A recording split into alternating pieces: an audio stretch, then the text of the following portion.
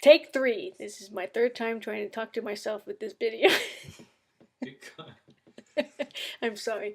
My name is Christina Christiansen, and I am here to share with you my thoughts about my upbringing and education, especially with my disability of severe hearing loss.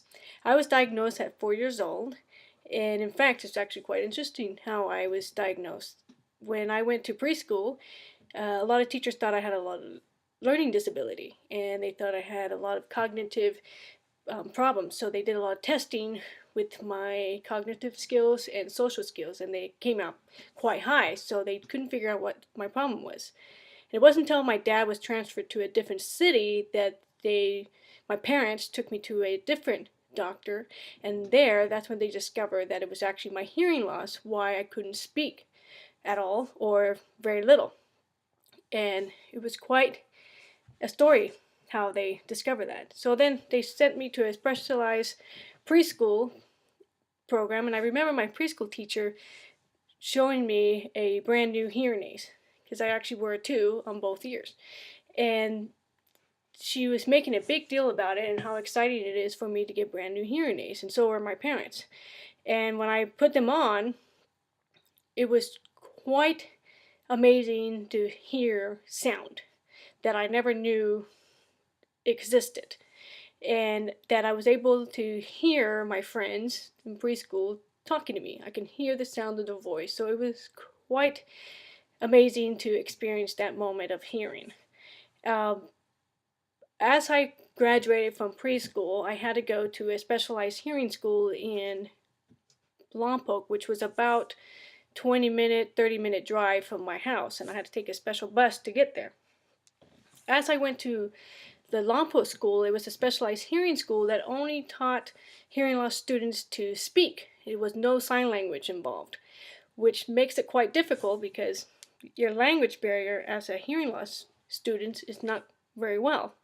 So as I was going to the school and teachers were teaching me how to speak, I just remember being very frustrated and just really upset that I couldn't communicate very well, because one, I can't hear what the teachers are telling me, and I can't hear the sound of the words.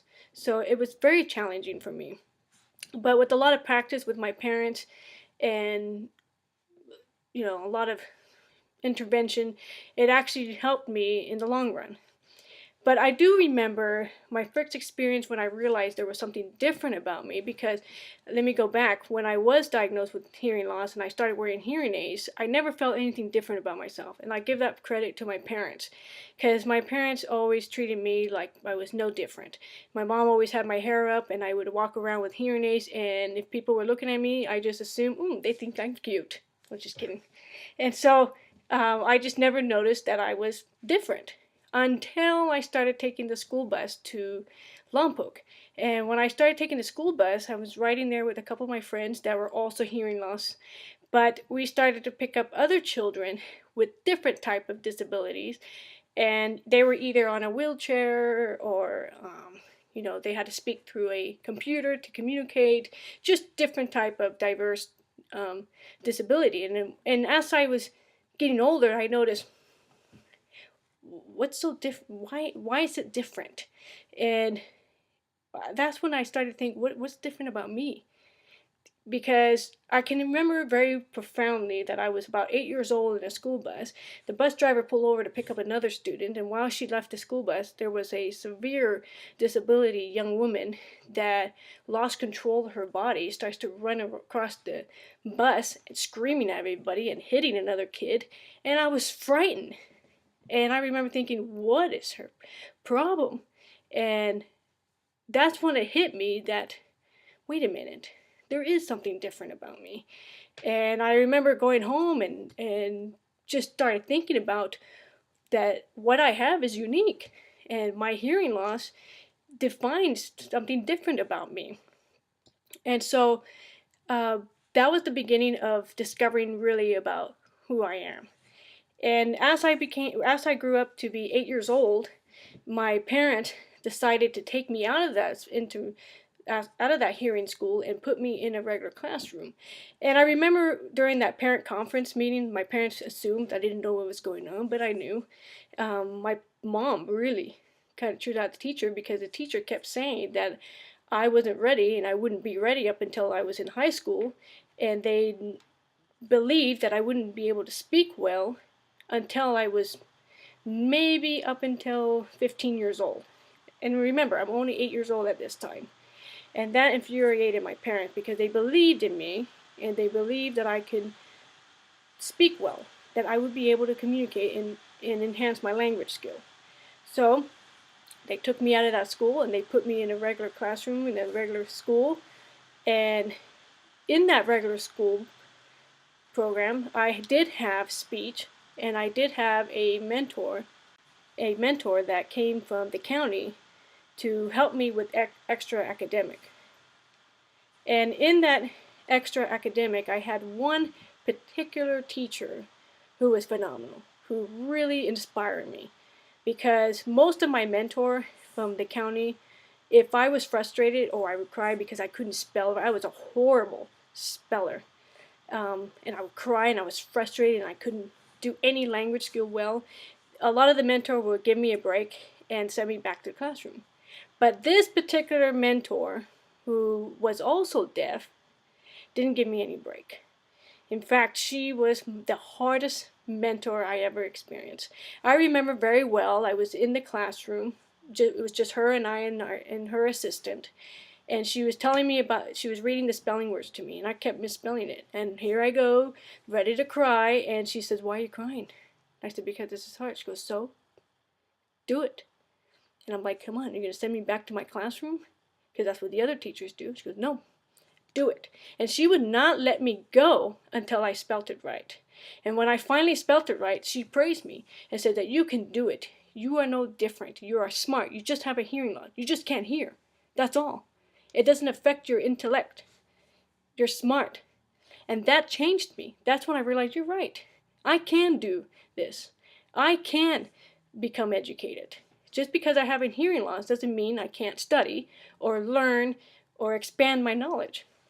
So she really changed my view in education, my view in myself, and I took that with me growing up. So as the years passed and I finished elementary year, I went to junior high. In fact, I even gave a junior high graduation speech, which was a huge accomplishment because I have, like I said, the teachers back in the specialized hearing school didn't believe I would be able to speak until I was 15.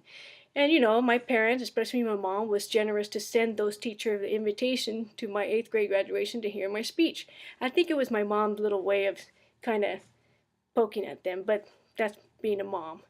Anyway, so as I finished high school, junior high, went to high school, I did really well in academic, and I played sports and made a lot of friends, and I just had a really great childhood. I'm not going to say normal because I had to work harder and everything. Everything took double the time for me to accomplish my work. And after I graduated high school, I went to college, got my college degree, and then I became a teacher. Oh, yeah. I became a teacher. And I became a teacher because I want to be able to inspire other children. That doesn't matter what disability you have, hearing, blind, whatever it is, that you can do it. You can become and be whoever you want to be. And to go back to about my hearing loss, I actually only can hear 30%. With my hearing aids, I can only hear about 65-70%. So I really can't hear. It's really bad. And in fact, when I speak, I get sometimes people asking me where I'm from because of my accent. And sometimes I like to play around with them a little bit and I'll make up countries where I'm from. But really, the accent's not, it's because of my hearing. The point is, regardless, I believed in passing along as an educator, teaching other students, whatever you're going through, whatever your disability is, you can accomplish anything you put your mind to it. Work hard, believe in yourself, and it will happen. It will happen. Nobody believed in a million years, except for my support system, that I would ever gain a college education, a college degree, let alone. And that's the type of inspiration I want to give to other children.